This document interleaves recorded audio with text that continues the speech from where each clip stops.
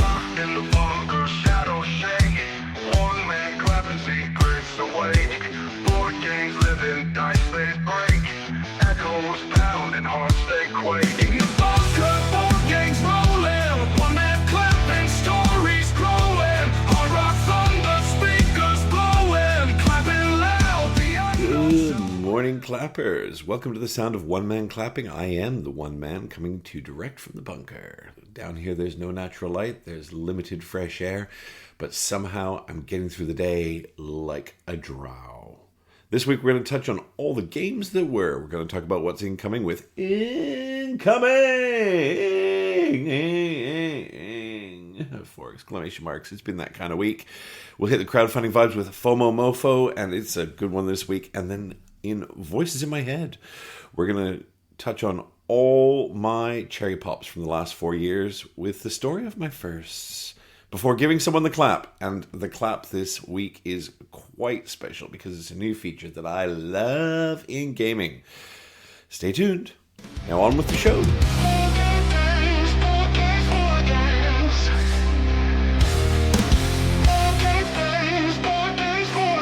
This week I set up Hoplonkus Victorum on the table in the bunker, and it stayed there for about 3.5, 4 days. You all know I'm a little bit of a chip theory fangirl. I do really like their output, and Hoplonkus Victorum is one of their games that is entirely solo. You can only play this with yourself, and it's fantastic. It really, really is. So Hoplonkus Victorum is based in gladiatorial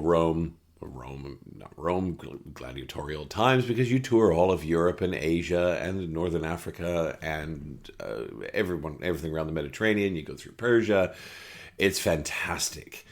So in Hoplomachus, you are a Hoplomachus, fancy term for dude who swings sword for entertainment of other people and sometimes lives long enough to become famous.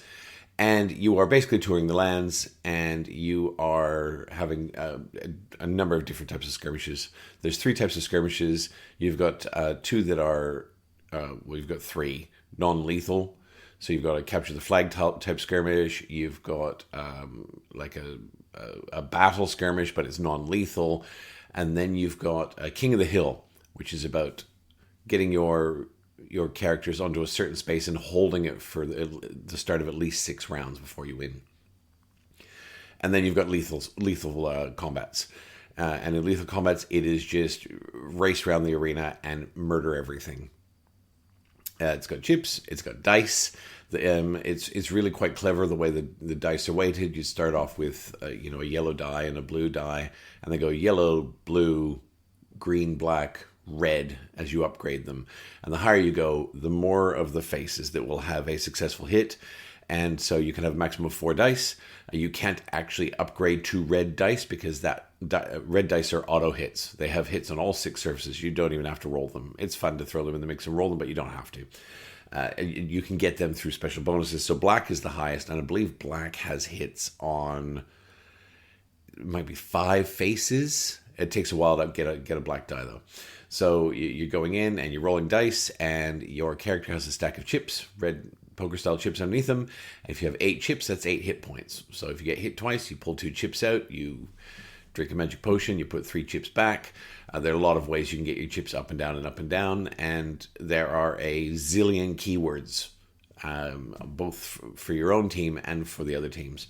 And as you go, you will recruit more units to your cause. You have a camp where they sit and park, and each encounter that you have will have specific rules about how many units you can take with you, whether those units are local units or foreign units, or whether you get bonuses for foreign or local units. There are, I think from memory, 8. There are 8 different arenas. Could be 6. Could be 6 arenas. There's 6 different arenas, and each arena has specific ground rules to them. One of them is a chariot arena, and the chariot goes round and round and round, bashing everyone in its way. You can hop on the chariot to get other places, and Hoplonkus is fantastic. There are a lot of keywords. It's not the chunkiest of chip theory games. It's not like trying to learn, say, Cloudspire or Too Many Bones, which have so many keywords that you might play 2 or 3 games and not actually see them all. There's a single page that has, I want to say, 24 keywords front and back. And what's really great is each arena or each region has a specific type of unit. They're trained in a specific way. So if you're in the Amazonian, and I don't know how you have Amazonians in the middle of Europe. Let's just let that little one go. So if you're in the Amazonian center, the Amazons have a very specific, they're using 5 or 6 specific keywords in different blendings. There might be 2 keywords on each enemy. And so by the time you finish traveling through that region, you've learned those keywords quite well because you've done 2 or 3 or 4 battles, depending on how fast you move in and out of that region. And you learn those keywords and you kind of lock them in. I hadn't played Hoplo in, I want to say, 8 months. And it was only just sort of a 10-minute refresh on the rules and the pattern and rhythm of a battle, and then the keywords. And by the time I've been playing for half an hour, and a full game of Hoplo is probably 12 hours because you play 4 acts and each act is 2 to 3 hours. If you're really quick or you get some really quick scenarios, you might get through an act in 2 hours, but I find that the acts are 2 to 3 hours. There are 4 acts, so it's a 12-hour commitment to play through. Hoplomachus gameplay is outstanding. It is absolutely outstanding. I don't often lean into games that are quite light in the decision space, and Hoplomachus is quite light in the decision space because if you're in a region, you might have, or you're in an area, you might only have 2 options on where you can travel to, and it's clear on the map what style of encounter you're going to have in those areas. So am I going to be going to a lethal or a non-lethal, or you also have an opportunity encounter. And opportunity encounters basically lay down cards on your table that say, finish a non-lethal encounter with only your hero left, for example. And if you achieve that, well, then you get a special bonus that you add to your pool. It might be a special chip. It might be prowess. You've got prowess cards, which advance the capabilities of your heroes. And so you can see where you're going. And so the decision space is, well, am I doing a non-lethal or a lethal encounter or an opportunity encounter? And you've got kind of a market row that stands up. There's this exceptional huge plastic, right? Chip theory. They're all about plastic. They're all about neoprene. But you've got what looks like the stands at a gladiator combat. And in the stands, you can see all the chips for all the different regions. And you can see the first one in line. So you've got visibility on the next chip you're facing in each type. You also have visibility on the next encounter in each type. They stand up at the back of the display, and you can see, well, that's a lethal encounter. I can see I'm going up against 2 locals, 4 enemies, and 2 of them have tactics, and tactics are these extra chips that come out that weigh into the battle. You have full transparency over what you're doing next, and it's kind of like roaming the lands and hearing. I hear in the next town over there's a lethal combat against the local hero, and it's a huge thing, and it comes with these rewards, and so you would choose to travel there. I'm not really one sometimes for those really light decision spaces, like Marvel United, Marvel Champions, which are exceptional to play. I'm not poo-pooing on games like Marvel United, Marvel Champions, but Hoplomachus is almost like a Marvel Champions or Marvel United game in that you lay it out, you set it up, and you're going through a scenario. And a single scenario, because an act of the 4 acts, it could be made up of 12 individual scenarios. You can go through 12 scenarios. And if you get to the end of those 12 scenarios and you're not engaging in the boss battle at the end, then there are penalties for that. So you have 12 scenarios to basically build your character up. Again, I'm winding back. I'm on my first coffee, so hang in there. I'm not usually one for these games that are light in decision space, but where the decision comes in Hoplomachus is in the deeply tactical ones. You get in the arena, you get out there, you put your troops out, you put their troops out. You look at, it's not so much the dice you have, because in something like Too Many Bones, each die is unique in what it can do. In Hoplomachus, you've got dice that are weighted by how many hits they can make. But it's in the individual keywords that you have on your units. I might have a unit with Absorb, so I know that it's a bit of a tank, and Absorb means at most it can only take 1 damage per round. I might have a unit that has Hurl, which has the ability to do damage 3 hexes away, but with the weakest die, and that's an option. It doesn't have to. It can swing at who's standing next to it for all their dice. or it can hurl 3 units away. And so you're looking at the arena and you're looking at what you're coming up against. You can see the units you're coming up against, whether they've got ranged or melee. And it's that tactical of, well, how am I going to play this out? What arena am I in? What are the special rules in this specific arena? And how am I going to play it out? And it is great. I don't want to gush too much, guys, but like Hoplomachus is a 9 out of 10 for me. It really is. And the fact that this is a single player game and you can play it to your heart's content. And because I have the bunker, I'm blessed enough to have the bunker, I can finish the scenario, I can get up, I can go make dinner, I can have dinner, I can come back, I can do another scenario. It doesn't have to go anywhere. The single greatest thing about Hoplomachus Victorum, now, bearing in mind that a game of Hoplomachus Victorum is 12 hours, is their save system. Because the stand that you have that has all the chips and all the units, it has all the special chips, it has all the units already arranged by their region, it has all of the encounters stacked up on it. When you want to put it away, that has a lid. And you put the lid on it, you put it in the box, you take a photo of your hero mat that tracks everything you're doing. If you've got the paper version, that's great. You just put the paper version back in, and I've got the neoprene one with the little metal swords that tracks it. I take a photo of that on my phone. You take a photo of where you are, or where you are in the world, and it goes away in literally 5 minutes. It stacks into the box, you roll the mats up, you put the stands away, and it goes away in 5 minutes. So I have finished 2 acts. It took me about 2.5 nights to finish half the games. I've done 2 acts, which is up to 24 scenarios. And when I want to bring it out again, I can bring it out and put it on the table, and it is ready to go in 5 minutes. And I'm not even exaggerating. I will put it out, I'll lay it out, and I will be drawing a scenario within 5 minutes of putting the box on the table. And that, to me, is so good. Because, clappers, that it's all about time in this hobby. How much time do I have to play? Tonight I have maybe an hour and a half. What can I fit in an hour and a half? What can I set up and get out in an hour and a half? And look, I am one of the luckiest dudes on the planet. I have a room, right? The Fox bestowed upon me this sanctum. She bestowed on me this sanctum where I can go and I can sit and I can stay, and it's my place. And so if I don't finish a game, that's okay. I can leave it there. The cat's not going to kick it over. They're not going to spill drinks on it. They don't need the table to have dinner. No one's going to be in here. I lock the door, I walk away, and it is like a museum. It's preserved until the next moment I can walk in. But we don't all have that. And when I first got Hoplomachus, I didn't have that. I was playing on the dining table. I'd have to roll it out on the dining table and set it up, and I'd have to put it away when I was done. And it can go away in 5 minutes. And when this hobby, literally, it orbits and it hinges around how much time do you have, man, that is one of the greatest things any developer or designer can do. And so thank you, Chip Theory Games. I love your games. I love your games. I really do. But what you've done with the insert and the way Hoplomachus sets up is so, so good. Love Hoplomachus. Can't wait to get back to it.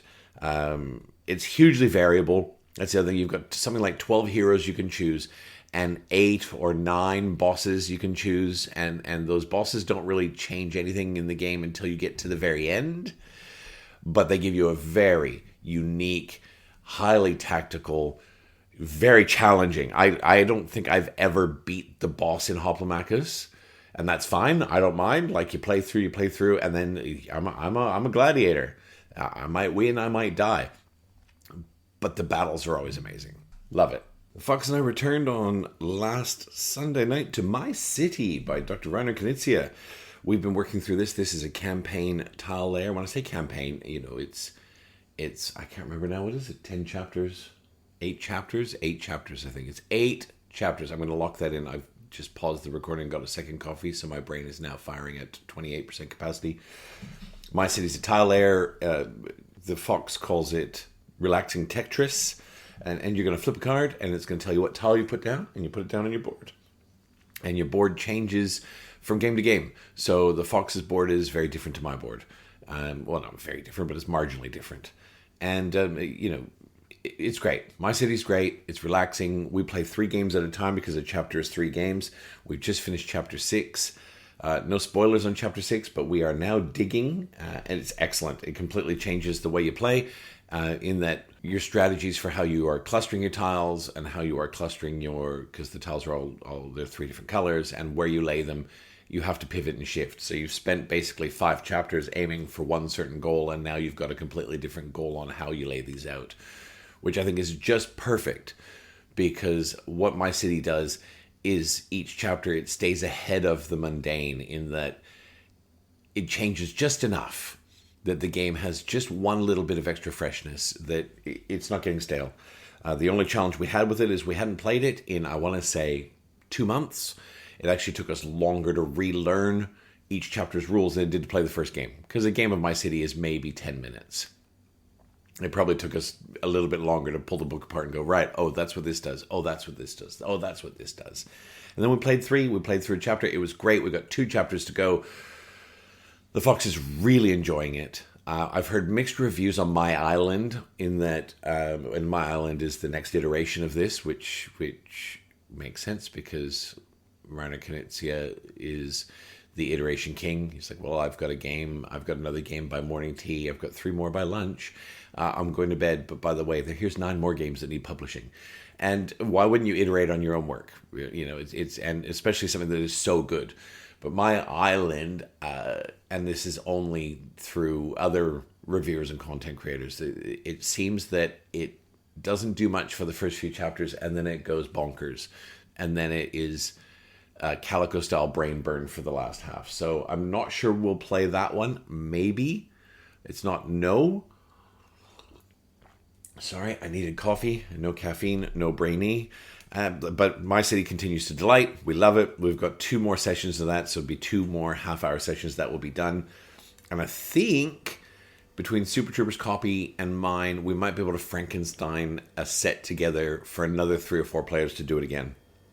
Not sure. I think he might have 1 board left. We'll have 2. So we should be able to cobble those together into a fresh box and either pass it on or one of us can play it again. So we'll see. My City, great game. Got in a game with Dusty and Super Trooper of Darwin's Journey this last week. And let me tell you, I really like Darwin's Journey. You know, Super Trooper backed Darwin's Journey as part of another campaign. It was something else that it was the same publisher, I think. And we waited a long time for this to come.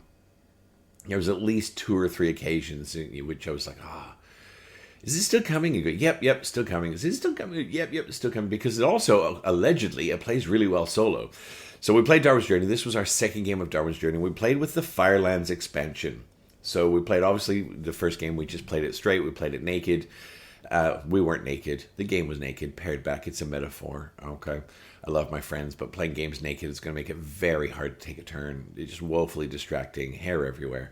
So we played Darwin's Journey with the Firelands expansion. What the Firelands expansion does is, if you haven't played Darwin's Journey, it's a Euro. You've got worker placement. You've got basically some set collection in the seals you've got to collect for your workers. Those sets also enable your workers to be more powerful and go to more powerful workspaces.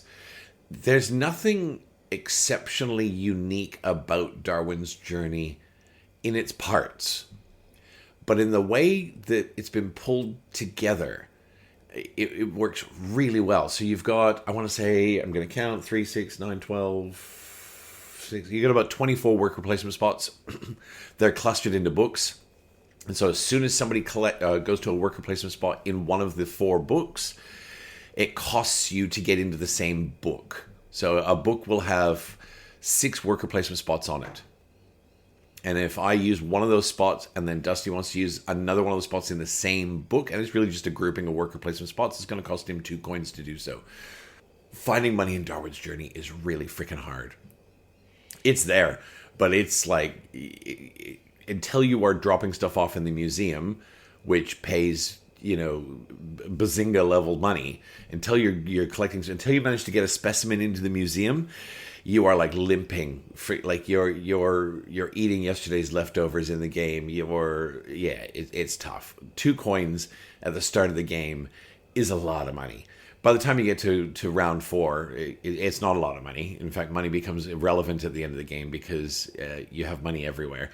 But at the start, it's a lot. And so you've got to pay to get into these spaces. And then you've also got a series of, 5 islands. It's the Galapagos Islands, I believe, from memory, down the bottom. And you've got a little boat that's traveling along. And you poop your little workers out on the islands, and they go and explore the islands, and they collect specimens, and they send them back to you. And then you've got to drop those specimens off in the museum. Now, this is not Lacerda level A, then B, then C, then D, then E. It's not. It's really quite straightforward. You want specimens to drop off in the museum. That's how you win the game. In order to get those specimens, you need 2 or 3 different things, right? Darwin's Journey is great. It is really great. I really like Darwin's Journey. So, the Firelands expansion. I don't even know what the Firelands are. Are there Firelands in the Galapagos? Is there? I don't know. It's called the Firelands expansion.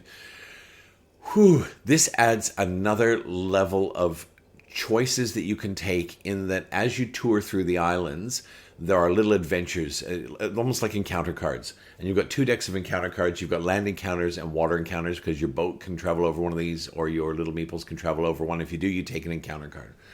And when you take an encounter card, there are 2 good things on that card that you can take. You got a choice of 2. One's usually reasonably cheap, one's usually reasonably expensive, and they have weighted rewards that are in line with the cost. The cost is not money. It's not any of the resources you already have. The cost is time. It makes sense. You've got to take time to do these things. And if you're taking time to do these things, in business, we call it opportunity cost. We've spent time doing this, so we can't spend time doing other things. So time has several drawbacks. And you've got a new little space on the right-hand side of the board, which has 3 randomly drawn penalties, time penalties, if you were. And as you spend time, you move down this track of time that you have spent. And as you spend time, you move into these different tiers of penalties. And the penalties are horrible. Not horrible enough that we would never play without them. I think we unilaterally decided we will play with this going forward, because it adds a level of meatiness to the game that we love.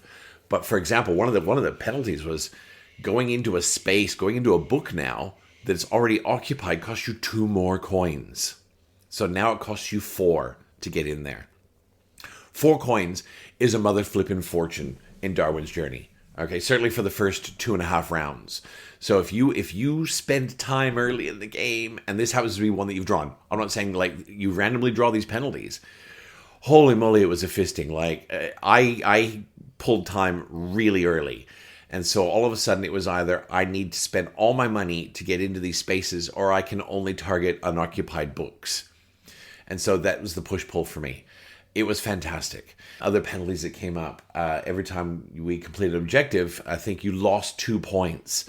I spent the first, 2 full rounds of this game on literally 0 points. I don't think I've cracked out of 4 or 5 points. I'd go up a meaningless number of points, 2 or 3 points, and then boom, they would come out because of this time track. And I was sweating because we're in the 3rd round. And I think, well, I'm doing pretty well. I've got several specimens I've collected. I've got all these beautiful little seals. I'm chasing that okay. But I think going into round 3, I had literally 4 or maybe 5 points, and Dusty and Super Trooper were up in the late teens, early 20s. Now, this is a points machine towards the end of the game. And to be honest, you get 90% of your points at end game. So yet you're playing that game in that you're planting all the seeds and you're sowing your fields for that end game. But I'll tell you what, it was really, I went into round 2 on 0. Round 2, we started round 2, and I think I started round 3 on maybe 4 points, because these penalties on the time track cost you. Now, the flip side is these encounters, I can't remember what they're called, adventures, I think they're called adventures in the game. They have really wild bonuses, like stuff that just accelerates other parts of your game. So I had collected quite a few of these adventures, and they had really hyper-accelerated me in other parts of the board. And the flip side of this is, if you don't collect enough adventure tokens, you've got a little reference card on the side, you get massive minus points at the end, as does the time track. If you get down the bottom of that time track, I think it's minus 18 points at endgame. So I think from memory, I was on minus 12 on the time track, but I collected quite a few of these adventure tokens, which meant I was getting a bonus there. It didn't quite offset the time track. But what happened, or what I found, was because of all the adventures, I had huge levels of bonuses in other scoring opportunities that really became transparent and apparent at end game. I think I check the stats. I think I won this game. I won this game not by a massive margin, but it was all in that end game. It really was. And Darwin's Journey is great. I would play Darwin's Journey anytime. I'm looking over at the shelf, and Super Trooper forgot to take it home, so I might try and get a cheeky solo game in sometime this week before he comes to collect it. I will play Darwin's Journey any day of the week. There are a number of other expansions. I don't know how many Super Trooper has. I know there's a Pirates expansion. There's an Animals expansion. He's probably got it all in there, so we'll look at that together. That's great. Got in another game. This was game 2 of Arcs. Arcs. I love Arcs. The problem with this game of Arcs is I cheated. Now, okay, so cheating, cheating, I guess the word cheating comes with intent. I didn't cheat on purpose. I misinterpreted a rule, and it led to me being absolute farking king of the board. And it came to light in like Act 4 out of 5 when Super Trooper went, "Hey, how are you doing that, by the way? I don't think you can do that." I'm like, "Well, sure I can. We did a rules review at the start of the game, and of course I can. And we can all do this." And he went, "No, that's not how." And I just, oh. And to be honest, I just wanted to sweep the board. I'm like, F this. Let's just, So, yeah, so I won that game, but I didn't win. I didn't record it as a win, and sorry, boys. I think there's a lot of merit.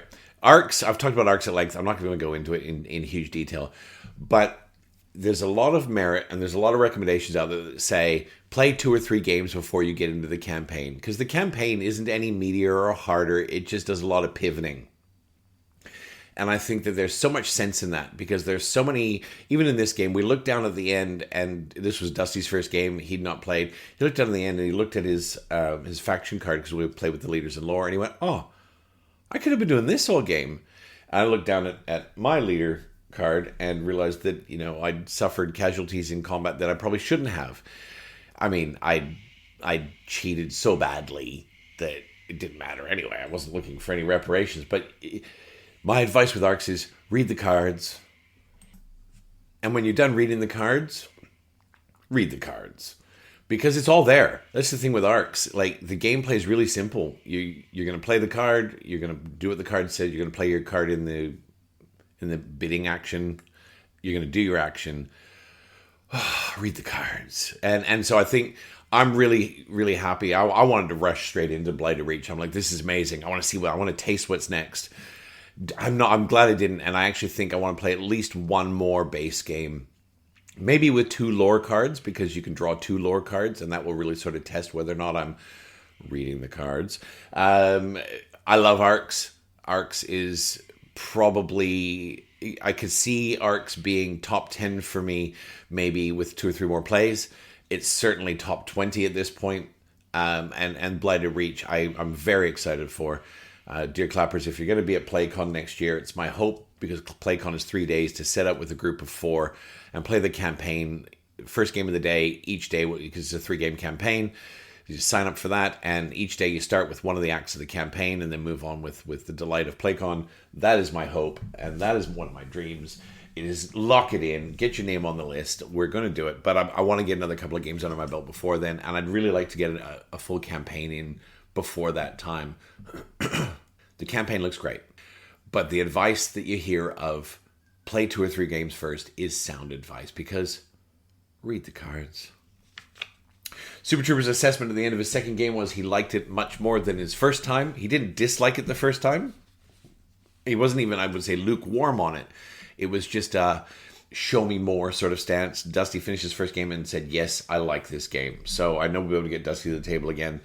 And once we got through first round of Arcs, there's 5 rounds, chapters, bits, whatever you want to call them.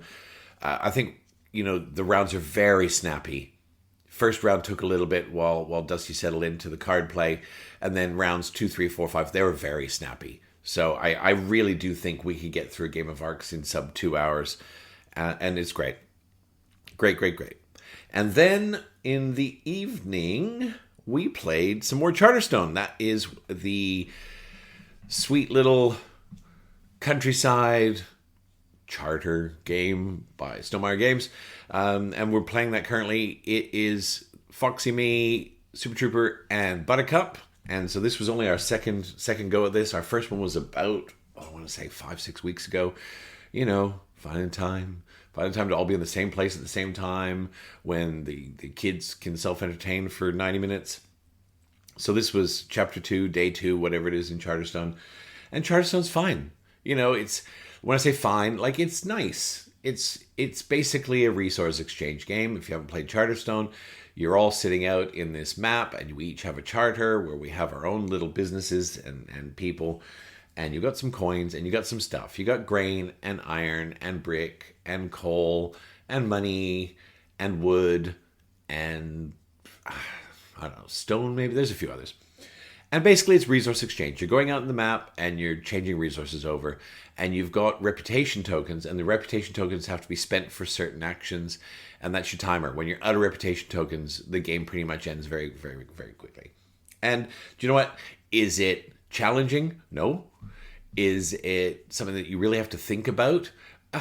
I mean, the Fox was really trying to meta this, you know, and she was really quite like, we've had a glass of wine or two, and we're giggling, we're having fun, and I'm sitting next to my beautiful wife, and she was very serious. She's not competitive. My wife is not competitive in games. She's not. But she looked at it, she's like, where's the game here? Like, what am I trying to do, and what am I trying to piece together? And she was really very serious. And that's fine. It's not a game. If you are a gamer, my wife is not a gamer. She plays games. She's not a gamer. If you are a gamer, there's not much in this, in that if you're really looking for something with deep decision space, if you're looking for something where you are going to strategically plan out your 12 turns before the end of the game, you can plan. There's no blocking. You can plan out your 12 turns and go, well, by the end of the game, I want to be in this position. And you can meta out your 12 turns and go, well, we're going to go through this path. I'm going to get these resources, then into this one, then into this one, then into this one. Fine. It's not that kind of game for me. It's the kind of game where I'm sitting down with my wife and two of my closest friends, and we've had a glass of wine or two, and we're going to sit around the table and have some giggles and push some rocks around and draw some cards and scratch off some things and put some stickers out. And it is really nice. It's a nice time. Is it the kind of thing that I'm like, let's get Charterstone back to the table? Well, no, but also yes. Also yes, because it's a nice hour and a half with people I really like. And Charterstone is, look, for what it is, what's Charterstone? $65, $70? You're going to get, I don't know how many sessions, 12, 13, I'm only guessing. I have no idea. Charterstone is nice. It's sweet, the art's nice, the board's nice, the bits are fine, and it's a nice night around the table. I'm not gonna, it's not a review channel, I'm not here to review games. I am enjoying my time with Charterstone. Dusty did not enjoy Charterstone. He's played it before, and so he was like Statler and Waldorf in the corner. You know, he wasn't sulky, he wasn't rude, but he was basically just watching. And for Dusty, this game would be a punish. Because you're going out, I'm going to swap a brick for an iron. That's my turn. And then your whole next turn is, well, now that iron is going to be a golem. It's 2 brick for a golem, but whatever. And so that's your next turn. And then on turn 3, I'm going to bring my workers back because no one bumped me home. Then turn 4, I'm going to take that iron, and I'm going to turn it into 4 grain. And that is a world-class punish for Dusty, because he's like, no, like, what am I doing here? And that's fine too. He was still at the table. We still had fun all together. So Charterstone, and that is the games that were. Boxes on the doorstep, new delights inside. Heaven's on fire, fields to divide. And now on to my favorite part of the show. It's incoming! 4 exclamation marks. I don't have a lot actually shipping. It's a really interesting time of the year. Obviously, we're sort of 4 weeks out from Christmas here. There are a zillion crowdfunding campaigns, but not enough that's really delivering right now. I did finally receive my notification for Undaunted. That's coming to me courtesy of the legends at Gameology. Thank you very much, Gameology, for emptying my bank account 7 times over the last 4 years. I appreciate everything you do. So Undaunted 2200 Callisto is on its way. I know I've spoken about Undaunted on a couple of occasions, but I am very excited for this because the Undaunted series has never appealed to me before because I'm not really into historical wargaming. Undaunted 2200 Callisto, they've taken the same format and they've dropped it on one of the moons of Jupiter, and all of a sudden I'm very interested. It's got mechs and it's got a bit of a Total Recall vibe where you've got the working underclass against corporation, and it's got a really great solo system. There's like 8 solo missions that are completely unique, where the units are all programmed differently. You basically have a whole page that the units are going to answer to, and I'm really looking forward to Undaunted coming to the table. It's arriving imminently. There are a number of crowdfunding deliveries that I am absolutely itching to receive this year. Elder Scrolls is on the water. From China to Australia, it's the shortest trip for crowdfunding. We're lucky in that way. We often pay the most for games, but we get them first because we are only about 2 weeks shipping from China, and Elder Scrolls is on the water. If Elder Scrolls arrives by Christmas, that would be amazing. I've got 3 weeks off over Christmas, and sorry, there is a cockatoo outside losing its shit deluxe. You could probably hear that in the background. There you go. Welcome to Australia. If that comes before Christmas, if that's the only thing that delivers before Christmas, because there's about 4 different things that are meant to be here by the end of the year, if that's the only thing that arrives, I will be a happy clapper, because that will be a rabbit hole I will happily go down for 3 weeks straight. And there's a number of other things delivering, but they're not here yet. So, Undaunted Callisto, party at my place when it arrives. Party for 2, it's a 2-player game, but I'll see you then.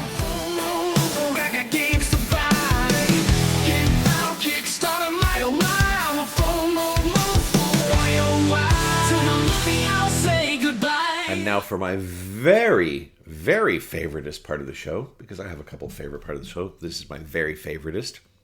FOMOMOFO.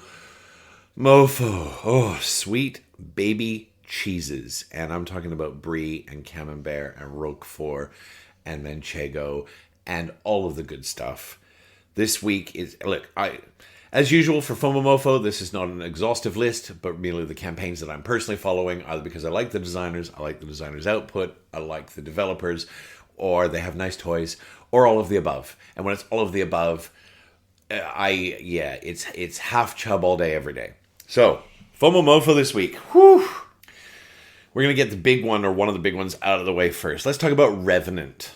So, Revenant is it's new output by Mindclash. Mindclash, in my personal experience, almost always makes solid games. Sometimes they make great games. I haven't played, for example, Septima or Cerebra and some of those sort of what I'll call second-tier Mindclash publications. But Anachrony, which goes back several years, Anachrony is a triumph of game. It's a triumph of game multiplayer. It's one of the greatest Euros solo. The solo bot in that is superb. And you've got these big chunky mechs that you can paint and stomp all over the board with, and it's beautiful. Voidfall, my baby Voidfall. I'm looking at you over there on the shelf in the bunker. It takes up almost a whole Kallax. Voidfall is an absolute triumph of gaming. Voidfall, there's an expansion launching in crowdfunding mid next year. And to be honest, to expand Voidfall, all you really need is 6 more tiles, 2 or 3 more houses, and another dozen scenarios. And all of a sudden, Voidfall's got another 40 hours of gameplay, 50 hours of gameplay, 100 hours of gameplay. These are Mindclash top-tier games. Revenant is a new game in the Voidfall universe. Has nothing to do with Nigel Buckle or David Turksey, who were involved and created the joy that is Voidfall. It's a new designer. Hold on to your ankles. It's designed by Alan Kirkby. And if you've heard of Alan Kirkby, well done. It's probably because you went to look up who the heck is Alan Kirkby, because Alan Kirkby designed Itchy Monkey from 2018 and the follow-up hit to that great classic, Itchy Monkey License to Kill. So I'm not having to go at Alan Kirkby. Obviously, he's got some chops hiding in there somewhere, because Mindclash has said, hey, Alan, we like what you did with Itchy Monkey. Come on board for Revenant, which is going to be the follow-up to the biggest game we've literally ever made. Okay. But here's the thing. I trust you, Mindclash. I trust you because I've given you a lot of my money. I've bought Ironwood last year. This is one of the games I bought from them in the last year. Ironwood is excellent. I wouldn't say it's top 20, but for a 2-player tabletop battle game, it's really excellent. It's clean. It's smooth. It's easy to understand, it's easy to get playing, and you can play and swap sides and play again, and it's great. I really like Ironwood. So I'm not going to go out and buy Itchy Monkey to do any sort of research on Revenant. I'm just going to trust that Mindclash has put this design through their development grinder 6 or 8 or 9 times until the mince is so fine that it looks like bologna and it's smooth as silk.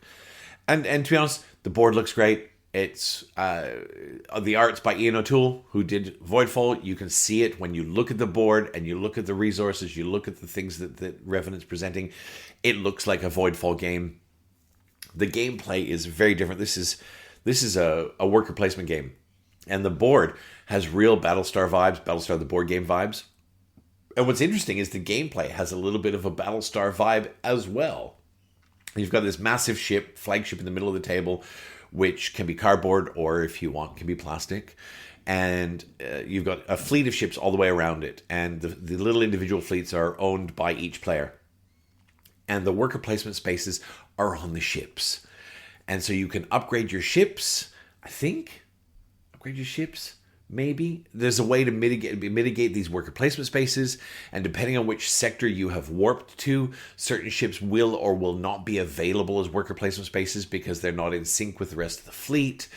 And there are incursions, and I'm not talking about incursions like in Voidfall. The Voidboard incursions are borderline meaningless in that it's good they're there, because they kind of prevent, and what they're there for really is to prevent this runaway expansion of, well, I'm just going to go boom, boom, boom, boom, boom. All of a sudden, turn 3, I'm in 5 sectors.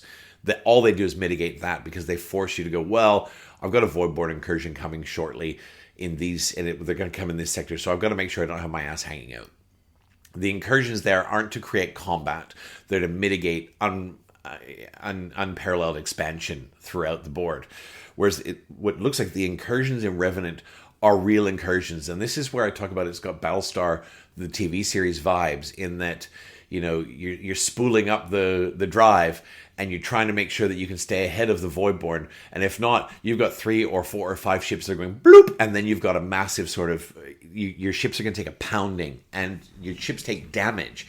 And I haven't gone into the nitty gritty of it, but it looks like if ships take too much damage, those worker placement spots are out of order, and you've got to either repair them or whatever the case is. I mean, I was maybe 50-50 before the details came out, you know, and I've watched a playthrough online that was about 3.5 hours, and to be honest, I think I got halfway through the playthrough, and just because the playthrough was meticulously detailed, it was fantastically oriented, but I actually thought it looked a little boring in the playthrough. And I think that's just because this is probably a 2-hour game and it was a 4-hour playthrough, because there was a teach and a full explanation. When I look at the rule book, when I look at the actual specifics of this game, it looks really tactical, it looks highly strategic, and very interesting. What I love with what they've done with this is, you know, before it came out in my head, I'm like, okay, be ready, there's going to be a, you know, an $80 US tier and a $120 US tier, because that's what they did, I think, with Voidfall at the time and some of their other games. And this is their model, and I'm like, yeah, I can live with that. It's the first time they've launched and released these tiers, though, where I've looked at the base tier and gone, ooh, I might just take the basic game, to be honest. Because the only meaningful difference between the base tier and the next tier, I think they're called Captain and Admiral tiers, whatever label they've put on them, is the minis. And what's interesting about the minis in this is, in the base tier, all of your ship tokens, you know, which are the worker placement spots, and they're your fleet, they're all dual layered. So they've got spaces for cubes, spaces for you to slot damage in, spaces for you to slot your actual workers into, and they sit out there, and they're quite nice. If you take the next level up with the minis, they don't replace those. What they do is they actually click into the cardboard tokens. And so it's not like Voidfall, where, well, I'm going to set up, and now I have to set up 900 ships and 47 hexes. Like, the setup's not going to be a bear like that. But you are going to be basically taking the base tier and attaching the top tier to it. It's all going to be a one box. This is what Mindclash does, which I love. They're not giving you 2 or 3 or 4 boxes to deal with. It's all going to be a one box. But you will be setting up going, well, here's my tokens. Here's my minis on top. And that's fine. And to be honest, when the minis are assembled and when there's damage on them and there's workers on them, they look sensational. They look absolutely sensational. But I think for gameplay, I'm actually really on the fence with this, which is interesting because I'm not usually. I'm a deluxe girl through and through. It's like, well, look, you're gonna give me a deluxe version. Oh, the base version is unplayable. I can't play that. I can't play the base version. The base version with the dual layered ships and whatnot, I really like the way it looks, and I think it looks less war gamey, with which the minis make it look more like Twilight Imperium ish. Then the tokens and whatnot make it look more board gamey. And it's the first time I could kind of go either way. So here's the differential for me. And we're going to swap over and talk about Australian dollars. The base tier is $120. In Australia, $120 for a game of Mind Clash caliber is perfectly reasonable. It is perfectly reasonable to say, Hammers, I want $120. Here's your new game. No problem. You can get games for less than $120. You can't get a AAA Euro title for less than that usually. It's pretty bloody rare. The deluxe version is $180. So it's $60 basically for all the cosmetic upgrades. Now, $60 Australian for the number of cosmetic upgrades that come with this game.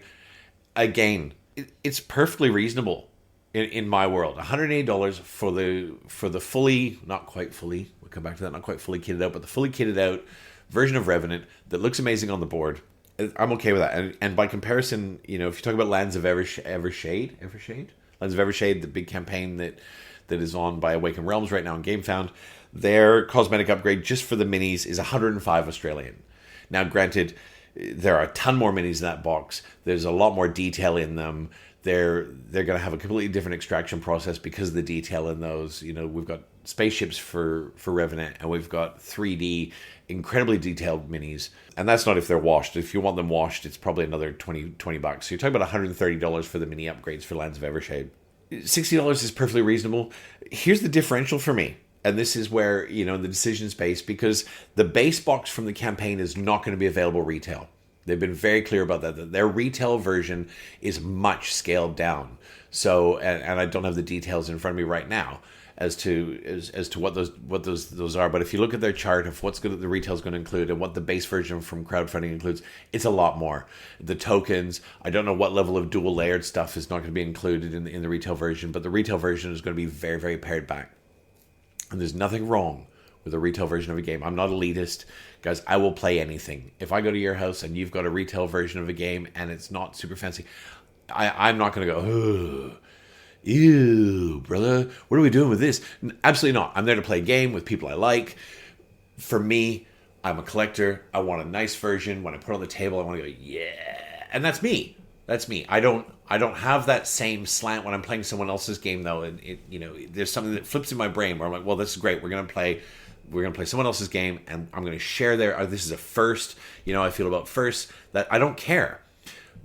But for me, it's I want the extra stuff, and it's because I want to touch it. I want to have it in my hand. I'm tactile when I play games. I want to rattle things around. So the base version, the captain's version, is $120. Shipping's $41. So you're at like 34% as a surcharge for shipping. $41 shipping is a lot. I mean, it's 2025. This is coming out. Shipping is global shipping. If everyone in this industry knows, clappers, shipping is what it is. You just have to cop it. And there are a lot of producers that are hiding shipping in the cost of their games, and I love that too. It's a head game. I get it. It's $41. The Admiral tier, the shipping's only $46. Okay, so your shipping drops to 25% basically. So for me, I look at, I'm going to pay more for the game. I'm only paying $5 more for shipping, and I'm going to get not more game, but I'm going to get more game presence. And so I'm leaning probably to the Admiral tier, not because the minis are the be-all and end-all. I love minis. Sometimes I didn't get the minis for Arcs because I actually like the little wooden ships more for Arcs. There was a whole mini pack. I looked at those and went, no, I want the wooden ships. I think they look nicer and cleaner on the board. But for Revenant, I could go either way. But I think with the shipping, the cost of shipping, and, the FOMOMOFO of me going, well, this is like, if I don't take the minis now, and I decide a year later I'm going to want them, they're going to be in a separate box. And the nice thing is, if I get the Admiral pledge, if I get the top pledge, you don't actually have to use the minis. See, this was the thing with the Galactic box for Voidfall. The Galactic box for Voidfall, which had all the minis and all the plastic and all the bits, didn't have the other tokens. So if I'm like, well, today I just really want to play with the tokens, well, for Revenant you can. Because in order to set the game up, you're going to pull the tokens out and you're going to click the minis into them anyway. So for me, if I've got a board and I don't want to be bothered to spend the extra 10 minutes, let's be honest, I'm always going to be bothered to spend the extra 10 minutes. But the option's there. It's only $5 more shipping. The last bit of the FOMOMOFO, though, is the metal resources. If you played Voidfall, you've had the pleasure of playing with the metal resources, they're really nice. They're really nice. They're textured. They've got textured grooves, and they're enamel filled, and they're full color. They've gone the same route for Revenant. The metal resources are another $45 Australian. Now, I've paid a lot more than that for deluxe stuff, so I'm probably in on this. But that's where they get you. That's you think you're out, and they suck you back in, and that's where they get you. So where I'm probably sitting with this is I'm probably all in on this. Again, do I need another worker placement sci-fi game? I've got Anachrony on the shelf. I haven't played Anachrony with the boys for at least a year and a half. I've played it solo in that time several times. There's going to be a solo for Revenant. I haven't seen it, but I trust Mind Clash's solos. So I'm probably going to end up being all in on this one. I just got to hope that Mind Clash has developed daylights out of Itchy Monkey, because that's going to be, I trust you, Alan Kirkby. Don't know who you are, but I trust trust Mind Clash. A couple more that have launched in the last week. One is Vestige. Vestige is the Vindication reimplement by Orange Nebula. I've not played Vindication. It's something that I've looked at several times and gone, oh, that looks interesting. I've not bought it. I've not played it. I've got Unsettled sitting on my shelf of first waiting for me. I have Spiritfire, which is one of their latest crowdfunders. I'm all in for Spiritfire. That's coming sometime next year, and that's a pure solo game. Really excited to see that come to the table. So I'm probably not in for this, but it is really interesting. Vestige. Vestige looks like they've taken Vindication, which was incredibly popular with a small niche. It's a bit like Cloudspire from Chip Theory Games. Vindication was something that there was a small group of people that absolutely adored and loved, but it was a small group and small relative. We're not talking about really, really little, but compared to some of their other games. And so it looks like they've taken it, they've pared it back a little, and not in that they're cutting the guts out of the game, but they've pared it back to make it the slightest bit more accessible. The art is excellent. The art's really excellent. And the gameplay looks really interesting. I'm not going to go into it. You can go look at it yourself again, because I'm probably not in on this, but I did spend a lot of time looking at it and looking at the gameplay. Because here's the thing. The deluxe version of Vestige is $79 US. That's their deluxe version. And it really is deluxe. Orange Nebula makes pretty games. They've got lots of translucent acrylic bits and all kinds of chunky stuff and dual layered and blah, blah, blah, blah, blah. $79. Here's where they've been really clever with the campaign, and I really like this because I love clever marketing. The base game's $79, which is 120 Australian, which, as I've already said, is perfectly reasonable for €1 for us here in Australia. If you spend more than $100 on their campaign, $100 their local currency, $100 US, and remember the deluxe version is only $79, it's free worldwide shipping. You clever mofos. Because it's free worldwide shipping. So the base version's $80. I didn't even look at how much shipping was, because no one's going to take the base version when there's free shipping. And then you've got a zillion little upgrades. You've got neoprene playmats. You've got extra card boxes. You've got expansions. You've got other things you can add. You can modularize this to your heart's content. And as gamers, we go, well, free shipping. That's like $40 free money I can spend somewhere else. It's not free money. It's not free money. No one's handed it to us. But we're used to paying $40 in shipping. Well, why wouldn't I pay $40 more for a game? You clever mofos. You are going to suck people in on this, and we're going to be happy about it. We're holding our hands out going, feed me. We don't care. It's really clever. And hats off to you, Orange Nebula, because looking at the way you've built that, I hope it works out for you. I really hope, I'm sure that there's somebody that's done these numbers 1,000 times behind the scenes going, we can do this. Because all they've done is they've built that cost of shipping in, and they've worked out that if someone spends more than $100 US, that the cost of shipping isn't going to undo their profit. That's really bold, because if it costs you $25 to get a game somewhere and the shipping balloons in the next 12 months, which it could well be, Orange Nebula is going to be stuck holding the bag for that. I'll be watching this one really closely. I'm not going to lie, free shipping is a killer carrot. Vindication, it's not that it's never interested me, but it's never interested me enough for me to really consider buying it. It's not that it doesn't look like my kind of game. I just don't know enough about it. But Vestige, art looks great. My only minor complaint with the art is, and it's very minor, is you've got some highly sexualized female characters. As a father of 3 daughters, I want them to go out in the world knowing that you can be brave and amazing and bold. And, I'm creating 3 weapons to go out in the world, and you don't have to have an exposed midriff and a low-cut top to win. I'm a male. I'm a gaming male. I'm going to put hand on heart and say, absolutely, ATO, I have ordered the nymph pack. These nymphs, in some cases, are entirely naked. They haven't taken something that shouldn't be sexualized and sexualized it. Nymphs are sexy assholes in Greek mythology. They are. And so for me, it's on theme. I would never go and buy a mini pack that overly sexualized women for the game unnecessarily. Right, so let's say I want to play a game about strippers. Well, I wouldn't want them wearing trench coats. I'm saying I would buy a game about strippers. But nymphs, if you go into Greek mythology, they are beautiful women. They're like sirens of the land, and they're outrageous dickheads, right? It never goes well when you get involved with a nymph. And yes, I understand that Greek mythology, nymphs were a way to historically demonize women and create fear of women. I'm not advocating for that either. But I'm playing a game that's deep in theme, and I'm okay with that in that case. And it's not that I want to represent sort of a Janus approach, a two-faced approach. Well, it's okay in this, it's not in that.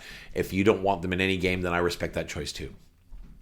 I probably don't want them in, if I'm playing a sci-fi game or a cyberpunk game, I don't mind if you've got curves, but why would someone be going into cyberpunk battle in a bra? It makes no sense to me. It makes no sense. I'm not 14 anymore. I don't need to see that. I've got boobs on tap at home, right? The fox has got huge tracts of land, and I'm blessed in that regard too. I don't need to see boobs in my games. But that said, Vestige looks interesting. And if I happen to catch a couple of gameplay videos, to be honest, cracking $100 for a game with free shipping, even if I'm not a huge fan of it, we'll see. I'm watching closely. And lastly, I just want to touch back on Lands of Evershade, which I know I've spoken briefly in another context on today, but I talked about it at length last week. Because Lands of Evershade is looking more and more, I won't say interesting, but like it's going to have more and more of my money. And I'll tell you why. I was not looking at potentially getting the minis for this game. And again, I think this is really clever. Really clever. And I think that game developers and publishers I'm not going to say they're starting to get clever. They've always been clever, but they are pivoting for the modern dollars in interesting ways. And so Lands of Evershade, they've done 2 things with this campaign that I think are really interesting. And I'm going to call it and say they were very deliberate in the way they've built the campaign.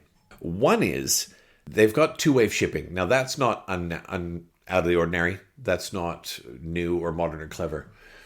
But they've bundled up all the cosmetic options with Wave 1 shipping, and they've bundled up all the stretch goals with Wave 2 shipping. Now, I don't know how that's going to work, because so many of the stretch goals are going to be packed in the core box. So whether they're going to send a core box out with all the holes in it, and then the stretch goal stuff comes out in cardboard later and you slot it into the box, or whether they mean stretch goals that are in separate boxes.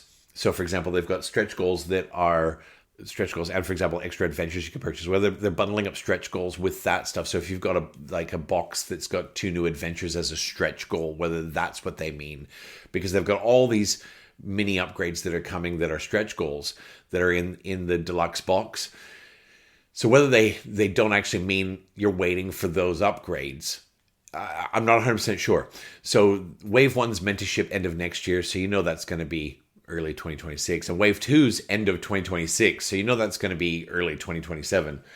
It's a long way out to ask for money now, but clearly they've got a lot of plans for this game, and it's not far along the development path as maybe it could or should have been to get earlier rewards. I don't care about waiting. I don't like waiting, but if I'm waiting for a good game, I don't care. But this duality with the Wave 1, Wave 2, and pairing the pretty stuff with Wave 1, so if you take the minis box, it's coming in Wave 1. And if you take the gameplay stuff, the extra adventures and the extra the extra items that actually add more gameplay, that's coming wave 2. So wave 1 will be core box and cosmetics, and wave 2 will be stretch goals and extra purchases and add-ons. What's interesting about that is if they're going to pull stretch goals out of the main box, for example, and I may be misreading their intent on this, if they're going to say, well, here's your core box, there's stuff that's going to be in there that's coming wave 2. So you can either pay for 2-wave shipping and wait for it all, or pay for 2-wave shipping and get a game that you can play now, missing stretch goals. So it's still a fully playable game. You're just missing some of the stuff that came out in the campaign. Or you can pay for wave 1 shipping and wait an extra year for it. Or you take 2-wave shipping and you're like, well, I've got 2-wave shipping anyway. I might as well throw some extra stuff on there because I'm already paying for wave 2 shipping. And this is where, I suspect their marketing team has gone, let's try this. Let's unpick some of the stretch goals and send them in wave 2, which will get us 2-wave shipping for all of the mofos who have too much FOMO and don't want to wait an extra year for the game. That sounds like a Dr. Seuss book. We're going to get 2-wave shipping out of them, and we're going to get them to go, well, I'm already committed to 2-wave shipping, so let's fill up that second wave with fun stuff. That I like, because it's clever. And if that's intentional, if that's not me misreading the situation, or that's not an intentional thing, which I would be very surprised of because Awakened Realms has a cast of thousands behind them, I think that's very clever. The other thing I really like is one of the heads of Awakened Realms said in a press release / update / letter, whatever it was last week, that their intent with the minis, because Lands of Evershade is not a battler, it's not a dungeon crawler, it is an RPG where you're going into scenarios and you don't necessarily have to roll some dice and do a fight. You can go into a scenario and talk your way out of it. You can go into a scenario and trade your way out of it. You can go into a scenario and sneak your way out of it. And the issue, not an issue, but my experience with some of the Awakened Realms campaigns like ISIS Vanguard and Tainted Grail is, I played through Tainted Grail, top to bottom. There are like 7 minis that I never even saw. They stayed in the box. They never came out because I never encountered them. Now, that's not to say I won't find them on a repeat playthrough, but that's committing to another 25 sessions. Lands of Evershade, you want to play an adventure, it's 3 sessions or something, or 5 3-hour sessions, I think. So it's 5 sessions, you play an adventure, and it's done. What they have said quite clearly is they are working really hard to make sure that if you invest in the minis, that you are going to see them no matter what your path is. And you might, on one playthrough, see them in a tavern, for example, and have a negotiation. And you might see them in another playthrough, and you've got to fight them in a dark alley. And in the third playthrough, or the third adventure, you might see them as part of a group. And I think that's really clever, because I wasn't even on the fence with minis. I was like, I'm not taking the minis because I don't want to invest $120 in a bunch of plastic that I'm never going to see. If you're now telling me that $120 in plastic is going to hit my table and hit my table consistently, and you are going to work hard to make sure that hits the table, well, that's a slightly different story. And I'll tell you why. The Peanut loves D&D. My eldest Lou went deep into D&D for about 5 years. She was running as DM for a number of campaigns for her friends, and she's done some one-shots. Just the Peanut and I went through. We created characters, really quick characters, 5 aspect characters, not really deep. We just rolled for them and played. But we did a couple of one-shots that were, I think, 2 hours each, and the Peanut sat at the table, and she played role-playing with her dice and the story for 2 hours. And when it was done, she's like, why are we stopping? Like, literally, why are we stopping? Why have we stopped? It's like, well, because it's like 40 minutes past your bedtime, kid.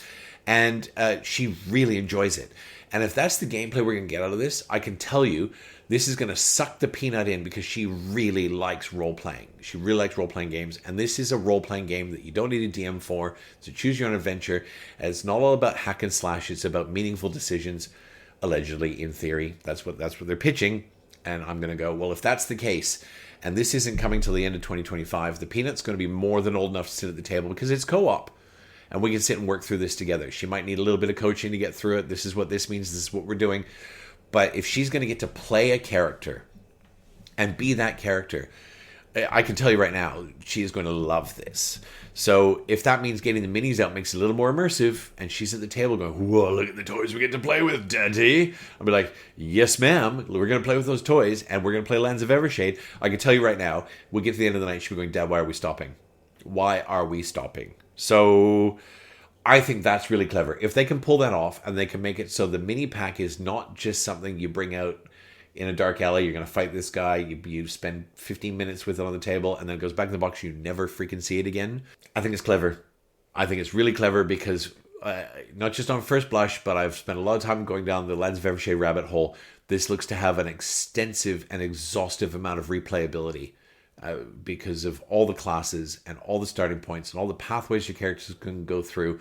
And if you take the 2 extra adventures at this point in the campaign, there are 5 different mini campaigns, 5 15-hour campaigns that you can play.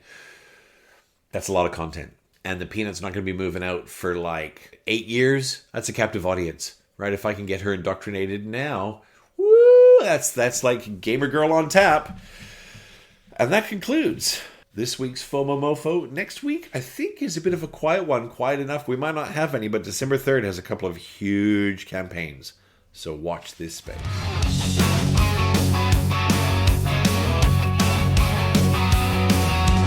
Voices in my head, I'm talking to myself. What board game should I get down off the shelf? What should we do? What game should we play? What steel and wood will use workers to play? Now on to my favorite part of the show, voices in my head. Talk to them keeps me busy. I play games by myself. I've got Lord Farquaad in there barking away and taunting me at the table. This week, we're going to talk about all my firsts. All the times I had a first. It was after last week when I was talking about my shelf of firsts, which is now the new name for my shelf of shame or shelf of opportunity. It's my shelf of firsts, my shelf of first experiences. I want to talk about my first times. And it's topical because I was looking back last week with the boys on the very first modern board game I played when I was invited to Super Trooper's house, and we sat down and played. I loved board games growing up, but just fell out of touch and didn't realize this world even existed. It's like finding the door at the back of the wardrobe and you open it up and there's Narnia. Like, woo, holy moly. It's coming up on the 4-year anniversary because we were chatting the other night. So when was that first game? And he pulled up all his stats because he's been recording stats since 1884. And he said it was this. On this date, we played Viticulture. So I want to talk about all my firsts. And this isn't going to be a long one, but it's going to be a lighthearted, it's going to be a fun one. And so I want to talk about my first time. So this section is going to cost you $3.95 a minute. Deposit your credit card now. On my first modern board game. 4 years ago, not quite to the day, it was in December sometime, I was invited over to Super Trooper's house. He said, hey, I'm playing board games with some friends. Do you want to join us? I'm like, sure. Yeah, I like board games. I didn't even know what board games were, as it turns out. I'm like, board games? Yeah, I love board games. And I did, still do, and now I'm a lot more educated. And on the table was Viticulture. And I'm like, wow, okay. This is wild. And 3 hours and a whole lot of bottles of, metaphorical wine later, some little glass cubes and whatever, and workers and big workers and little workers and cards and assistants and holy mother flipping what? I don't remember how I did. I'm pretty sure I probably didn't do very well because I was playing with 2 very experienced board gamers. And we played Viticulture. That was my, I thought it was actually Pandemic, thinking back. That was the first one I recalled unaided. But when Super Trooper pulled up the stats, he went, no, it was Viticulture, and then we played Arboretum. I remembered it. I remember my first game of Viticulture. And I remember being absolutely baffled. The last time I played board games before that, there's no such thing as worker placement. I think the board game I played before that was probably 1987 or 82. I don't know. Like, we played board games at home with the kids, but we'd never played board games. And I remember coming home that day and sitting on the couch and going, so this is a thing? And Arboretum was great. I think I went out and bought Arboretum to play with the Fox because Arboretum is horrible. As a mechanic, it's horrible, but as a game, it's excellent. And we played, and I showed her Arboretum, and the Fox loves Arboretum. And so then it was, I think, what did we work out? It was January the next time, because at that point, I think Super Trooper was playing board games once a month. His work schedule was slightly different. Now he has every Friday off, so Friday games are a thing. I think at that point it was probably once a month. He was getting one Friday off a month or whatever it was. And of course, I wasn't just working full-time. I was working full-time twice. I was in a very, very high-pressure, high-level job, and I didn't have a lot of days off. But January was quiet, and I think he was having a Friday games day. And I think that's the time we played Pandemic. And so then I played Pandemic. And that was the second. And that was again, literally the second modern board game I'd played was Pandemic. And, clappers, anyone listening to this has played Pandemic, I'm sure. And if you haven't, go play Pandemic. Pick any Pandemic you like. The mechanic is something that is not unique now, but at the time when it was developed, it was unique. It was clever, and that escalation of the deck is amazing.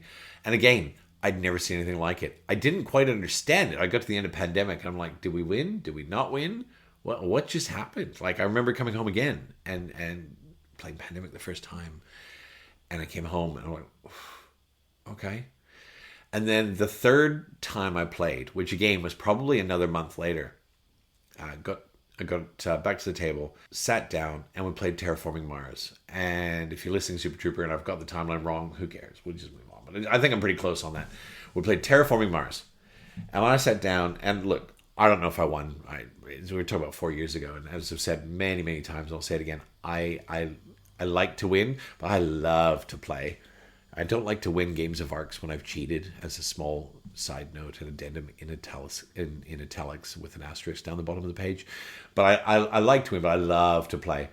And I played Terraforming Mars and sat down. We played Terraforming Mars that day, and I got home. And I think I got home, and I think it was 4 minutes later, I hopped online and I ordered Terraforming Mars. I think it was minutes. It wasn't even an hour. I'm like, this game is the absolute tits. Like, it was, I could not believe. And I know Terraforming Mars is a lot of people's first, quote unquote, or it's certainly one of the ones that really grab people. I'm no different to another 1.8 million gamers. Terraforming Mars it's Greenfield's classic in gaming. I think probably everyone's played Terraforming Mars. Is it the best game ever made? No. Is it a really great game to introduce people to? Yes. And I bought Terraforming Mars, and I sat down. It arrived. It sat down, and I played the solo, because also I had no idea that there was such a thing called solo gaming at the time. And I played it solo. And Terraforming Mars, the out-of-the-box solo, it's not a great solo. It's basically just a timed puzzle. But I remember playing Terraforming Mars solo 6 times in one night, because I played it 4 times and lost, and then I found the rhythm, and I played it twice more. And I basically just kept cycling the cards. I was just going through the massive deck of cards, cycle through the cards, out we go. And I think I played it 6 times in one night, because the solo game Terraforming Mars is only about 50 minutes. There's no downtime. You just go straight from one turn to the next. And it was fantastic. I have the upgraded solo sitting on my shelf. I can see it from where I'm sitting. I have not yet got it to the table, and I'm very excited to do so. But Terraforming Mars, I remember that was my first. That's what sucked me in. And I played Terraforming Mars, and I bought it, and it arrived, and I played it to death. And I will still to this day play Terraforming Mars any day of the week. It sits on my shelf. I have not pulled it off my shelf very often, because the only time I'm going to pull it off my shelf is to play it solo, because Super Trooper owns the Terraforming Mars Uber box with every mini, including the little plastic domes for your space cities, including all the little tiles for every possible tile you can, all the plastic tiles for every cardboard tile, everything you could possibly want, every expansion, everything you have. He's got some of the new boards that have come out. He's got the lot, Prelude 2, you name it. So if we're playing a multiplayer, it's going to be Super Troopers copy, because it's the pretty copy. But it's sitting there, and I'm really looking forward to maybe over Christmas, when I've got those 3 weeks off, tackling that new Otoma and having a blast with it. But that was my first, I would say that's my first love. I enjoyed my first game of Viticulture, sort of. I didn't really get it. My second game of Viticulture was 1,000 times better. And my first game of Pandemic, same thing. I was like, okay, I see what happened. I don't understand what happened. What is going on? But my first game of Terraforming Mars, I loved. And I immediately purchased that game. And I think the 4th game I played, if I'm remembering right, was Dominion. Which, again, I went out and bought I bought like a Dominion and 3 expansions. And then I played it back to back to back for like 4 weeks with Lou. We played Dominion. We played it. And then I never played it again unless I was a Super Trooper and Dustin. So the learning from that was, don't buy games you love that someone else owns, because that's stupid. Unless you really have to have it, because that's different. There are some games we have 2 copies of, but they're ones that, as I said, in a previous episode, I want to have on tap. Not many. I try very hard not to buy double ups. So that was my first, holy mother, like, wow. Last week I was playing, and we were in the bunker. It was Dusty and Super Trooper and Buttercup and myself, And I'd stepped out to, I don't know, refill my drink, stir dinner, I don't know, it was something. And I came back and Dusty was talking about how it was a bit like drug dealers offering a free first taste. You know, that Viticulture, and this is what kicked off the whole conversation, is when was the first game. It's like, free first taste, because we're all sitting in this beautiful room. And I'm lucky enough to be really the only one in my group that has a room like this. And 4 years ago, I didn't own a board game. And Dusty was like, we gave him the first taste. We're responsible. We are to thank for this sanctum. Really, it's not the fox. I mean, she built it, but we're to thank for this because we gave him the taste. And look where we are now. And everyone reaps the rewards and the benefits except mine. So I played first 2 or 3 games, and then Super Drew goes, hey, you should check out Board Game Geek. It's pretty cool. And I'm like, oh yeah, I don't need another Facebook for board game nerds. Like, this is fun and all, but like, why would I want, like, nah, go home. All right, let's look at Board Game Geek. Board Game Geek, I'm not going to tell anyone here about Board Game Geek. Anyone listening to this, if you're spending your time listening to me ramble on and on aimlessly about my board gaming life and the world I live in, you know what Board Game Geek is. But I went into Board Game Geek, and all of a sudden, it just hit something. It hit a nerve. It was like having the doctor tap my spinal cord and inject something straight into me. It was like eat this. Board Game Geek. I went in and I started falling down the rabbit hole of, wow, Viticulture. I played Viticulture. I'll go look at Viticulture. Oh, that's by Stonemaier Games. Who's Stonemaier Games? Oh, look at this. What is this game? What is this game? I found Scythe very early on. Now, I didn't buy Scythe for a very long time in sort of my board gaming, evolution. But I found it early on, and what hit me with Scythe was the art. And it was really the first game I found where the art just punched me in the guts and grabbed me and said, you love this. That diesel punk, bit that is Scythe, and you know Scythe. Everyone knows Scythe. Scythe's another behemoth that sold 100 gazillion copies. And I didn't buy it for ages because, my game group was like, well, yeah, it's got mechs. It's not a fighting game. And I'm like, yeah, but look at them. Yeah, but, it's Scythe. It's not, it's not that my game group doesn't like Scythe. I've actually never had the pleasure of playing Scythe with my game group, despite the fact that it's a game that's there. It's on my shelf. And I think Coop owns everything Scythe that sits at Super Trooper's house in his archives. They would play. And it's not that it was something that was poo-pooed, but I kind of just trusted them for ages and went, yeah, okay, well, if you're saying it's not what I think it is, well, I'm not going to bother. And then I just went, you know what, stuff it. I'm going to get Scythe. And this was probably a year later. But this was the first game which had art which just sucked me in. And the world building that sucked me in. And you talk about the encounter cards and the actions you take and the mechanic on the board and the theme of Scythe. The combat it's not even real combat. It's like Cold War combat. No one dies. You kind of just sort of shoo people out of areas and it makes you unpopular. You're having combat and there's a cost. You lose some things in combat, you gain some things in combat, but no one is killed. It just shoos them. Off you go, off you fuck, go home, and then I get rewards, but as a result, I become unpopular. And popularity, because it's kind of a geopolitical sort of landscape, popularity inside is what wins you the game. So you've got to be very careful about combat, because if you combat too much, you cannot win. And so I played Scythe, and I love Scythe. To this day, I love Scythe. I'm still 2 episodes into the campaign, because I started that with Lou, and then she turned into a young adult, and I suspect I'm going to have to reset that and play it solo, or maybe get the boys to the table, we'll see, or maybe make some new friends. But Scythe was the first game where the art got me. And that was it ended up being my first deluxe investment, because the world building on Scythe and I play Scythe a lot solo in my early gaming life, a lot, because the Ottoman Scythe is great, and it's very easy to throw 2 Ottomans in so you can simulate a 3-player game, and it's excellent. And so I went in and I got the coins, and the Scythe coins are up there with the iron clays for brass. The iron clays for brass. The metal coins for Scythe have that diesel punk. You can actually use them for a lot of different things if you really wanted to, and they're gorgeous. They're tactile. They're different colors. They're different shapes. Each coin seems to have sort of evolved from a different culture, and so Scythe got me for artwork, and ended up being the first thing I ever invested in deluxe for. I got the deluxe components, the resources. It's the first card I sleeved. I went all in on that, and now I own everything Scythe, And I still love Scythe, and I will still play Scythe. And that was my first. And my first really heavy game. Now, this was probably a good 2 years in. No, maybe not. My first, it wouldn't have been that long. Super Trooper would have all the stats. He'd be able to say, it was on this date, and this was the score. Because I wasn't tracking at that point.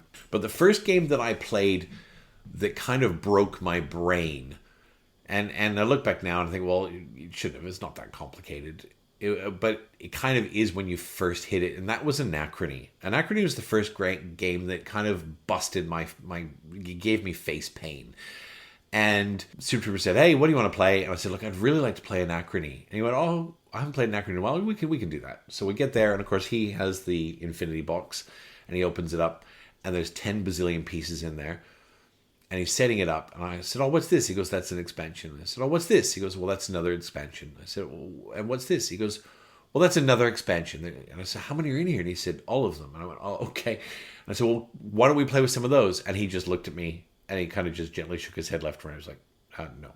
Not because he didn't want to, but because he didn't want to kill me with Anachrony in the first game. And 4 turns in, I was like, I'm really quite happy we've not played with any expansions. Thank you very much.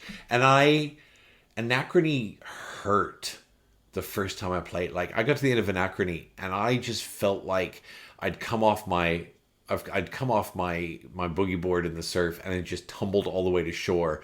I had no idea what had happened. Right? I had paradox tokens. I had oh my god, the paradox tokens. Like I probably should have lost just on paradox tokens. I'm like, well, yeah, it's no problem. I'm going to send a mech suit back from the future. And Super's look at me like, he's like, I'm going to send a water. I'm like, okay. I'm going to send a suit. I'm like, okay. So by round 4, like I had, because the penalties for, and really like it's time travel, quote unquote time travel, where you're sending stuff to yourself back from the future to use in the present. It's a loan. It's not like, they've called it time travel, and they've skinned it with time travel, and it's clever because if you invest in stronger time machines, it allows you to go back further to repay the loan, so to speak. It's basically a loan loop. And it's a loan loop that if you don't repay it, you get a time paradox, and things go very, very badly if you've got paradoxes. And it hurt. I got to the end, I'm like, I literally had a headache at the end of Anachrony. And I remember coming home going, I think I enjoyed that. Look, I ended up, and I don't play BGA stuff because it's not for me. I want it on the table. I want to see it. I want to feel it. But I did get into BGA, and I hopped on, and I thought, look, I'm just going to play this again. This was much later, like maybe a year later. And I played a couple of games of Anachrony on BGA, and I went, and my brain just kind of clicked in and went, and of course, it was like a year later. So my brain had evolved well and truly into sort of game speak and game mechanics, whatever else. And so I think the second time I played Anachrony, I went, this is excellent. This is really excellent. And so I bought it. I bought Anachrony, and I bought Fractures of Time, because Fractures of Time has some superb things. And I'm not going to, this is about first. This is not about my evolution of Anachrony. But Anachrony was the first heavy game I played that broke me. And left me feeling kind of wrung out, like a towel that had more water wrung out than was put in the first place. And it took me a while to sort of, it wasn't a recovery, but it was the first one that sent me home going, I'm not sure if that's a good game. And clearly it is. Anachrony is a triumph. I love Anachrony. I now own most things Anachrony. I've got, again, the pretty stuff for it. I've painted my minis, and I've got great stuff for it. That was my first. My first crowdfunding, I had to look back on this because, I buy a lot of games. When you get into board gaming late in 2020, there's a lot available. You don't really need to go down the crowdfunding route. When you first get into games and it's 2020, everything's in retail. There's 10 bazillion games available retail that are excellent. So I went down that rabbit hole, being lucky enough to have space in my home and a very pleasant amount of disposable income at this stage of my life. And I bought a lot of games retail. I didn't buy ahead of my play curve, so I had no shelf of first at that point. I would buy them and play them and buy them and play them. And I was hearing about the shelf of shame. I'm like, what do you mean shelf of shame? How can you have games you never played? It doesn't make sense. And the Super Trooper goes, yeah, I've got games. I own this one 4 years. I've never played it. I'm like, what do you mean? What's the point? I don't understand. Oh, how naive I was. And so my first crowdfunding, because again, it's a game where the art spoke to me in obviously a very different way than Scythe did, but the art spoke to me in a way that hit me right in the guts. But also the theme of it is something that I've always loved, because it's Alice in Wonderland, and that beautiful, almost Art Nouveau style of Manny Tremblay, and that was Wonderland's War. And I'd looked at Wonderland's War at the game store, and it wasn't overly expensive. Like Wonderland's War was like $120 or something. And I'm like, well, maybe would I get it to the table? And I don't know. Anyway, Wonderland's War went back to crowdfunding with everything, the premium chips and all the deluxe bits and stretch goals and whatnot. And I went, okay, well, you know what? Screw it. I'm going in for Wonderland's War because I really love the way I crowdfunded Wonderland's War unplayed. I'd never played it. I just went, you know what? I love the art. I love the way it looks. And so I'm in. And so that was the first thing I crowdfunded. And I think the campaign for Wonderland's War, because of course, and this was crowdfunding right in the throes of COVID still. COVID was obviously 2019, but it lasted several years. And so I think the campaign was probably a little more protracted than Druid City Games would have liked. But again, I'd paid. I was like, oh, I'm excited for it to come. Am I disappointed it's not here? Well, maybe, but it's coming. It's coming. And there were a lot of people in the campaign that were really acerbic and really toxic. And also it was my first experience with people who were really quite mean, in crowdfunding. And to the point where I actually posted something for James Hudson and said, look, man, you don't know me from a bar of soap, but I'm really sorry for all the asshats that are giving you shit on here, because this is garbage and I can't wait, and you do you, and I'll play the game when it comes. And I don't know if you ever read the message, but James, I'm a fan. And so Wonderland's War was the first thing I ever hit commit to in crowdfunding. And I think it was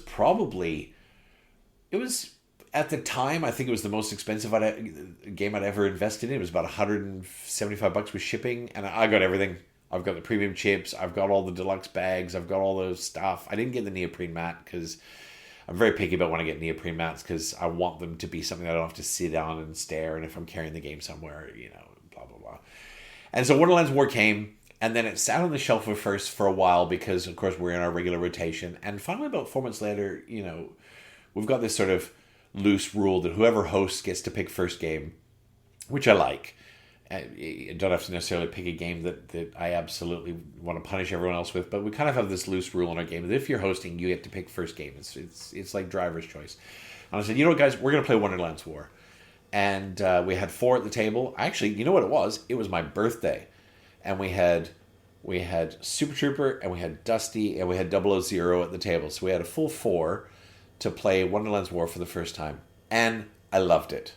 And this is why the shelf of firsts is so important to me, because not every game is going to be amazing, but they're going to be first experience. And I loved Wonderland's War. Like, loved it. And, I've probably played Wonderland's War only 4 times that I can think of, maybe, since I've owned it. The great thing about Wonderland's War is that the reteach is, if you played it before, it's 10 minutes. The full teach is like maybe 20 minutes. And a game is 2.5 hours.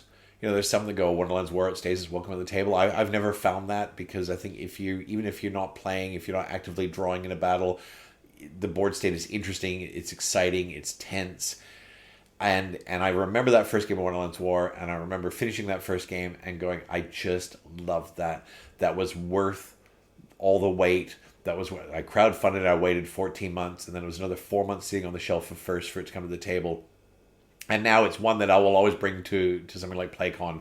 It's something that, if somebody says, what are we playing? And we've gone through some other stuff, I'm going to bring it out again. Wonderland's War will never leave my collection. It's easily top 20 for me. It doesn't have a solo mode. That's okay. I don't know how you could have a solo mode in a war game that, I wouldn't even play it 2-player, to be honest. If it's not 3 players, I wouldn't play it all. And I think it's something that shines at 4. And I think it might even play 5. I think I would probably even play it at 5. I think at 5 it would be even better. But I certainly wouldn't play it at 2, because I don't think there's enough grist in it for 2 people. So that was my first crowdfunder. There have been many since then. So I want to talk about my first campaign game. So my first campaign game that I ever played, ever bought, and it came off the recommendation, not the recommendation, I think I jumped in and played a game of Gloomhaven. a scenario or two. I don't remember how it came up. I have a funny feeling that I did a drop-in session of Gloomhaven. The boys were finishing off the Gloomhaven campaign, and I dropped in and I played 2 or 3 scenarios. That sounds right. And at the end of that, the guy said, "Hey, you should try Jaws of the Lion. It's like it's actually, it's not Gloomhaven light. It's just smaller. It's a lighter commitment." And I had a look at it, and I did. I got Jaws of the Lion. So that was the first campaign game that I ever jumped into. And I played Jaws of the Lion with Lou, who at the time Lou was 14, 15 years old. And Lou had a lot of time. Lou was at home, wasn't driving, didn't have a life, didn't have a boyfriend or girlfriend, and didn't have a lifelong commitments, wasn't allowed to drink legally, all kinds of things. And so we played Jaws of the Lion. Jaws of the Lion, I think, is 25 scenarios, give or take. I think we played 18 of them. And the only reason we stopped is that Lou just kind of aged out of, well, yeah, I'm kind of done with that. And I put it on the table, and I tried playing it solo, and you can play it solo, but it just didn't have the same grist for me. So I ended up selling it. I sold it on, which was fine, and I was happy with that. And I know some people will be like, "That's a crime. You haven't finished a campaign. That is an absolute crime." And, I don't necessarily disagree with that, but I think because my personal state changed so dramatically, and I, losing the capability to finish it, it didn't hurt me. Like, I was like, "Oh, that sucks so hard." I just kind of, I just drifted off from it, and I sold it and I moved on. But I really, really enjoyed Jaws of the Lion. Jaws of the Lion, I think for me now to go back to, it's a bit light on, and I think that's perfect for Jaws of the Lion. If you haven't played Jaws of the Lion and you like campaign games, it's a great one for 2 people to play. Lou and I played two-handed, so we played 4 characters. So we played two-handed every game, and we played 4 characters, and it was great because we both had the sort of capability to play two-handed, and we loved it. We had little dashboards and all sorts of stuff. Jaws of the Lion is a wonderful step into campaigns because it doesn't have the upkeep of Gloomhaven. It certainly doesn't have near the upkeep of something like a Frosthaven. I don't know that I would ever own Frosthaven. I'm enjoying playing Frosthaven with the boys, but it's not something I'd ever own. I just think it's got too much behind it for me. And the combat is great, but the game is the combat. You're getting into the scenarios, you're doing the combat, and it's great. I love it. I don't know that I'd ever want to be the driver for that. Saying full well that, Super Trooper and I have just committed to 500 hours of ATO. We'll see. At the time, though, but Jaws of the Lion, my first campaign, thank you very much, Cephalofair Games. I loved every minute I spent with Jaws of the Lion. I didn't finish it. I don't know how it ends. I'm kind of okay with that. I've played many campaigns since then. We're going a little long today, Clappers, so thank you for your patience and for your commitment and for wanting to listen to me sit here on my second coffee and drone on and on and on about my life of gaming. I think I got 2 more. I want to talk about my first Lacerda. Because Vital Lacerda makes a very specific type of game that is quite polarizing. It's not a you love it or you hate it. I think it's you love it, you're ambivalent, or you hate it. And, if you're ambivalent, it's like, well, I'll play a Lacerda, but it's not that I don't enjoy a Lacerda, but it's not sort of in my top of my list. And I didn't even understand when I played my first Lacerda what that meant. Super Trooper said, "Hey, what do you want to play this week?" And I'd gone and trolled his game collection. And I said, "Oh, I'd really like to try On Mars." And he went, "No." "Oh, what? No?" And he goes, "Yeah, not this week." He said, "I haven't got it in me." I'm like, "Oh, okay." I didn't think anything of it. And, at that point, we weren't quite playing every week. We were playing quite often. I was at the table with him every couple of weeks at that point. And it was 2 or 3 rotations later. He said, "All right, we're going to do On Mars this week." I'm like, "Oh, sounds great. That's great. That's awesome." And he said, "But you need to watch a video." I'm like, "Yeah, sure. Send me the video." And so he sent me the video to watch the teach. And it was, I don't know, it was the video for On Mars, 42 minutes or something. And I remember watching the video and I got to the end and I went, I have no idea how to play this game. And so I think I watched that video 3 times. And because this was my first Lacerda. And it might have been 2.5. I remember watching it before heading over to his place in the morning, watching it again, and thinking I got to his place and sitting at the table and thinking to myself, well, I think I get this game. I did not. Spoiler, I did not get the game. And I remember Dusty rolled up and he walked in and he goes, "Oh, what are we playing today?" Because Dusty's a bit fast and loose with doing any kind of homework for games. And he walked in and he saw On Mars and he went, okay. So between Dusty's Krusty the Clown impression and Super Trooper giving me a flat out no, it really should have twigged for me that this was going to be something and a half. And it was. So we played On Mars, and we played On Mars with just the straight up naked. There's not many expansions for On Mars. There's a couple, and there's a couple of extra variants you can throw. We just played On Mars. On Mars is fantastic. Like 11 out of 10. And so this was my first Lacerda. I remember getting to the end of this, and I'd already played Anachrony and a few other things. If I'd played Lacerda any earlier in my game evolution, I think I probably would have put a red line through his name and moved on. But it was just the right time for me. And we finished On Mars, and I said, oh, can I borrow this to play it solo? Because Lacerda has solos. Some of them are good. Some of them are not good. On Mars turns out is not one of my favorite solos. I don't like it at all. I played 3 solo games later in the week. But I loved On Mars, and I love Lacerda's games. I don't own all of them now. I do own a wide selection of them, and I'm not necessarily all in for his future games. I am in for Speakeasy because I love the theme and love the art. Ian O'Toole always does his art, and I love Ian O'Toole's art. His next game coming out is about the Library of Alexandria. The theme does nothing for me. The gameplay is very, you've got no gameplay options now, but he's just thrown a few sort of shots up on the screen. It's got a lot of tiles involved. It's got sort of an Anno 1800 sort of look and feel about the board. That one, as I'm saying right now, I can say, nah, I'm going to pass on that one. We'll see. I think I can tell you, I'll spin around in the bunker. 1, 2, 3, 4. I own 4 Lacerdas, and I have Speakeasy on the way. I am a huge fan, and my first Lacerda was an experience and a half. And I guess I want to talk about, lastly for this section, because this is a long episode. Whew. It's my first regret. I don't have many regrets because if I buy a game and I'm not really huge on it, I'll either pass it on, move it on, sell it, give it away. I've got a small shelf in one of my Calyxes of games that I'm done with, and I'm either looking out for opportunities to sell them or pass them on. There aren't many because I'm happy to leave something on my shelf and play it once every 5 years.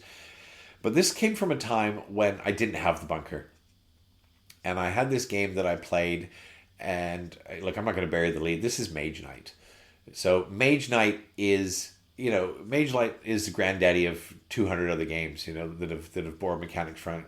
Mage Knight is an exceptional game to play. It took me a long time to learn Mage Knight because the rulebook is a bit of a hate crime. Not so much because it's badly written, but because it's badly laid out. If you're looking for a specific rule, and the Mage Knight rulebook isn't that huge, but the print on it, it's like 8 font print. And so if you're trying to find clarification on a specific rule, it can be very tough.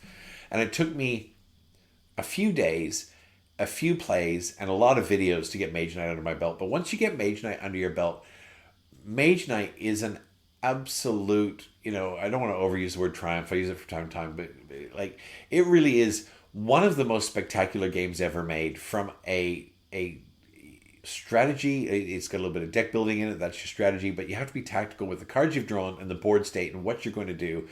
And it's a math game. You've got your cards and what your cards can actually do in your turn before your turn is up because you've got a finite number of turns in the game. And the way combat happens in Mage Knight is quite convoluted and complex at first, even at second and third. If you're fighting 2 and 3 units and you don't understand how the wounds pile up in your hand, that can get messy very quickly. And I loved Mage Knight. I've never, and I would never play it multiplayer. And that's because a turn in Mage Knight can be 6 or 7 minutes. And if you're playing 2 people, well, you've kind of got time to get up and go refill your coffee and make a sandwich, whatever you need to do. But if you're playing 3 people, I can imagine it could be 20 minutes before it comes back around to you again. And I've got no interest in playing a game with that much downtime. I played it solo several times. I won't go as far as say many times. I probably played 6 or 7 games solo. I'm talking about once I learned the game. And it was fantastic. But a solo game of Mage Knight is 3.5 hours. Probably. I'm guessing because there's no rush. You've got your hand of cards and you've got to math it out and go, what am I doing with this? How can I eke this out? And so it's big. Setting it up at the time, I thought, well, that's an aggressively hard setup. It's not got nothing on Voidfall. Certainly Voidfall's a much bigger setup. Voidfall's a bear to set up. I actually really enjoy setting up Voidfall. There's a lot of zen to it, a lot of precision, making sure you get it done. Mage Knight, at the time, it's a big setup, and I looked at it and I went, that's a big setup. It's a half hour to set up a game. It's 3.5 hours to play, and if I can't get it done, it can't stay on the table. I didn't have the bunker, didn't have anywhere to play it. And at the time, the bunker was something that I'd never foreseen happening in my life. And so I went, well, this is a great game, but I'm never going to be able to get to the table for these reasons, and I sold it. I had the Mage Knight Ultimate Edition, and I sold it. And that is right there. That is my first board gaming regret. I don't have many. I can't really think of any others, to be honest. There are games that I've bought that I've gone, kind of lukewarm on it in the end. There are games that I've played, like Arcs last week, where I intentionally cheated. I'm not going to count that because there was no intent in that. But selling Mage Knight was a regret. I regret selling Mage Knight. It is a great game, and even if I was only ever going to play it once every year or two, now that I have the bunker and the space, I've got the shelf space, I've got the table space, I have space to leave it out. I have since replaced it with Star Trek Frontiers because I am a mad Trekkie. Star Trek Frontiers is basically a reskin on Mage Knight, so I'm happy in the end because I've got Star Trek Frontiers. I can still play Mage Knight, and it's Star Trek themed. They've carved out a couple of small rules, nothing that I'm going to miss terribly, but that was my first real regret. And that sums up the voices in my head. It's really just one voice. It's my voice, and now my voice is in your head. And now we're going to move on and give someone the clap. This week's clap goes to a new feature for an old clap. This is Back At You Game Found. I know that we gave big raps to my girlfriend Stretch Pay a few weeks back. If you haven't seen it, there's a new feature on Game Found. And I'm going to be honest, I don't understand why anyone is using Kickstarter anymore. There must be something behind the scenes or some other benefits or a lower percentage or something or better in the marketing. I don't know. But for somebody who's a user, from my end, as in somebody who's spending my money, GameFound has this new feature that allows you to compare pledges in a single campaign. So you can open the campaign up, and down at the bottom there's a button that says, "Would you like to compare these pledges?" You hit yes, and it pulls it up because a lot of game publishers will do this for you, and they will have them all laid out left to right, lower to high. But GameFound now does it for you, and they put everything in there. And it will have all the different levels of pledge and all the different content. And what I love about this is it's going to prevent issues like the first campaign of Castles of Burgundy, the new deluxeification version, which had all the add-ons. So many people missed out on the acrylic tiles because it was kind of an assumption that the all-in included all-in. The all-in had everything, really. And if you're going to call something all-in, boys and girls, it should really be all-in. And I noticed more and more that campaigns are not using the term all-in. They're using things like all-in gameplay, right, rather than all-in. And I get that if you have an all-in that doesn't quite have it all, that it's a chance to squeeze us for just a little more money. And I respect that. You know, it's a capitalist world. We're all here for it. But this new feature is going to prevent that from happening because I'm going to say there were probably thousands of people that missed out on those acrylic tiles. I wasn't one of them because there was update 27 or whatever it was in the campaign said, by the way, please note the acrylic tiles are not included in the all-in. And I went, what? Wait, what? And I went back and I got the acrylic tiles, and I'm really happy I did. I love the acrylic tiles for Castles of Burgundy. This new feature allows you to click on a campaign and you click through onto this, and it lines everything up left to right with the price at the top, the name of the item at the top, and what it includes. It's transparent and it's immediate and it's visual, and I love it. GameFound, hats off to you. You're doing great stuff. I don't know what it's called. I'm calling it the Compare Pledges feature. And it's just made my life that one more little bit easier in making decisions. So here it is. This one's for you.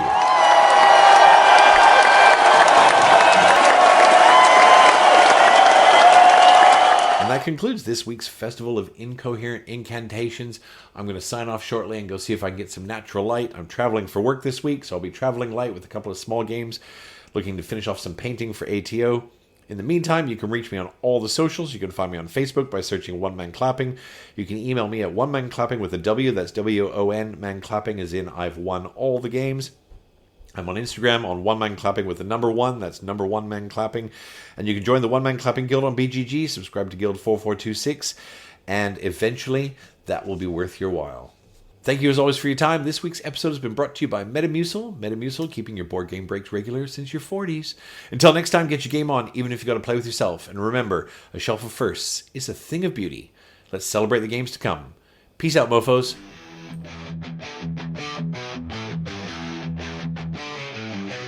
Locked in the bunker, shadows shake. One man clapping secrets away. Board games living, dice they break. Echoes pounding, hearts they quake. In your bunker, board games rolling. One man clapping, stories growing. Hard rock thunder, speakers blowing. Clapping loud, the unknown showing. Read the cards.